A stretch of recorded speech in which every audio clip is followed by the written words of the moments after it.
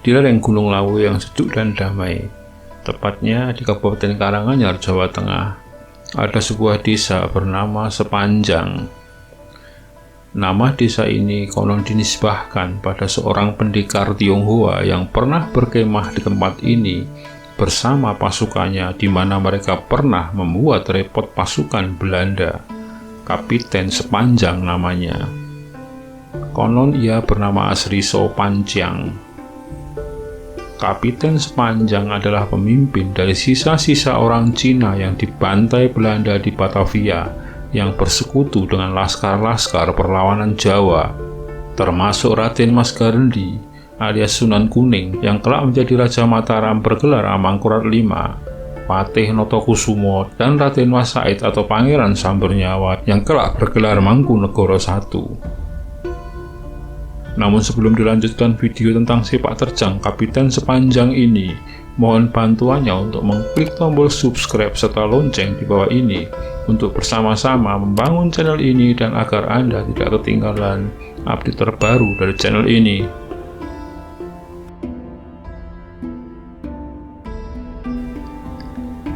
Di masa Gubernur Jenderal Adrian Falkenir, isu pemindahan warga keturunan Cina dari Batavia menimbulkan keresahan.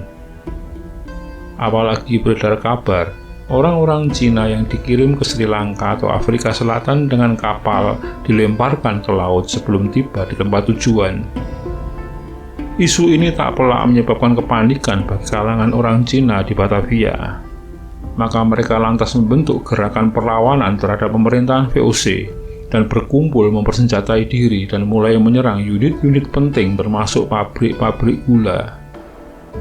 Pada September 1740, situasi bertambah panas karena serangan orang-orang Cina semakin kerap terjadi. Salah satunya adalah insiden di Mester Cornelis atau Jatinegara dan Tanah Abang. Orang-orang Cina membunuh 50 serdadu Belanda yang membuat Falkenir murka dan mengirimkan 1.800 tentara untuk membalasnya. Maka sejak 9 sampai 22 Oktober 1740, pasukan VOC melakukan pembersihan warga Cina yang setara dengan genosida. Tak peduli tua muda, wanita dan anak-anak dibunuh. Mereka diseret keluar dari tempat tinggalnya, dikumpulkan di Standus Plain atau lapangan besar di depan Museum Fathahillah, disembelih massal dan mayatnya dibuang begitu saja di kali besar. Peristiwa tersebut dikenal sebagai geger pecinan atau tragedi Angke. Sisa-sisa orang Cina di bawah pimpinan Kapiten Sepanjang lantas mengkonsolidasi diri dan melakukan long march ke Jawa Tengah. Di luar dugaan, muncul simpati di sepanjang perjalanan. Secara sporadis terbentuk satuan-satuan perlawanan warga Tionghoa di seluruh wilayah Jawa. Dari Cirebon, Tegal, Semarang, Grobogan, Jepara, Kedu, Kediri, Surabaya, sampai Pasuruan muncul tokoh-tokoh perlawanan pendekar Tionghoa. Mereka juga didukung ribuan prajurit pribumi Jawa, gabungan dari para deserter officer VOC sampai rakyat biasa.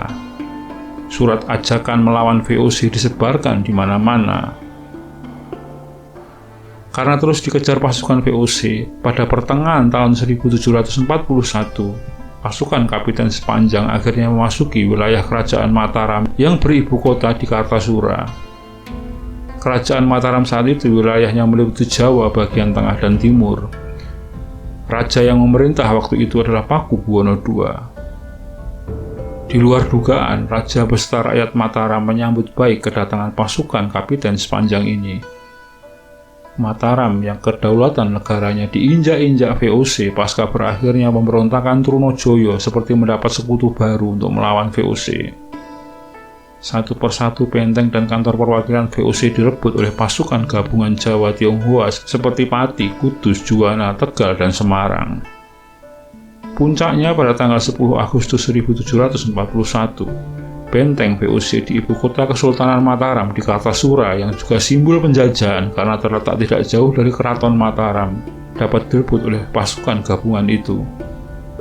Namun, posisi berubah saat pasukan VOC mendatangkan pasukan tambahan dari Sulawesi Selatan yang terdiri atas prajurit Belanda, Bugis, Makassar, Ambon, dan Sumbawa yang berhasil memukul mundur pasukan gabungan itu serta berhasil menekan Pakubuwono II dengan memberikan opsi untuk bergabung dengan VOC atau kekuasaannya dicabut.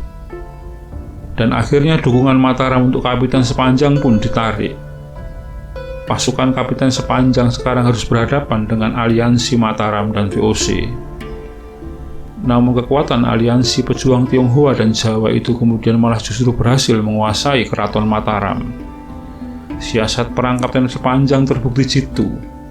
Ia memerintahkan membuat tangga-tangga yang dilengkapi roda. Tangga-tangga itu kemudian dibawa merapat ke sekeliling benteng Mataram. Pasukan Kapiten Sepanjang naik ke tangga-tangga tersebut dan kemudian berlompatan masuk ke dalam benteng.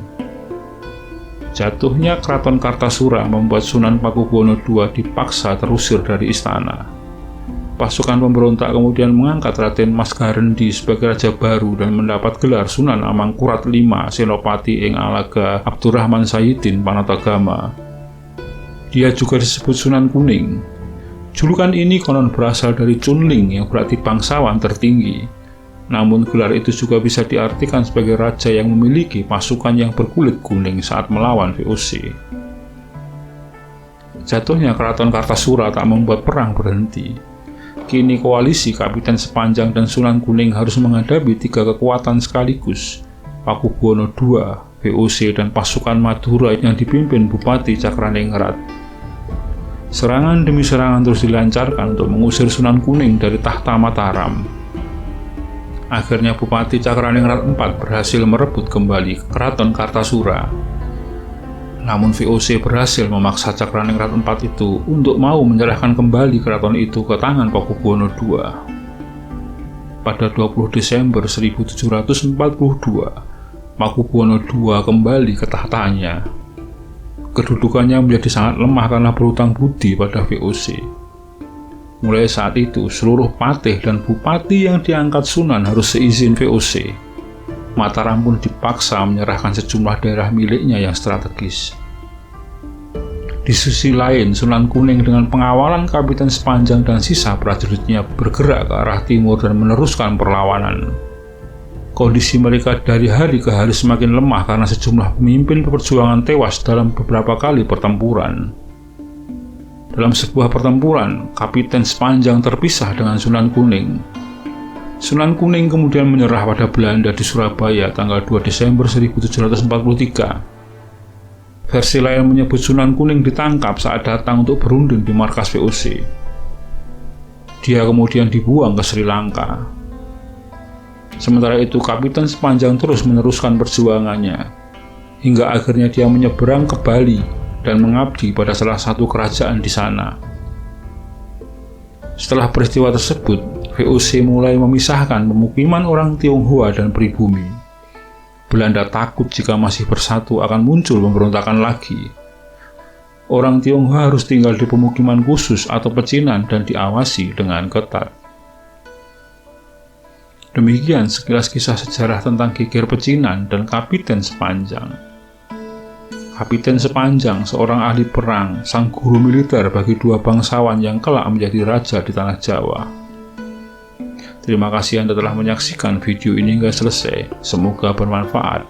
Dan sekali lagi, jika Anda berkenan, silahkan klik like, komen, subscribe, dan share untuk teman-teman Anda.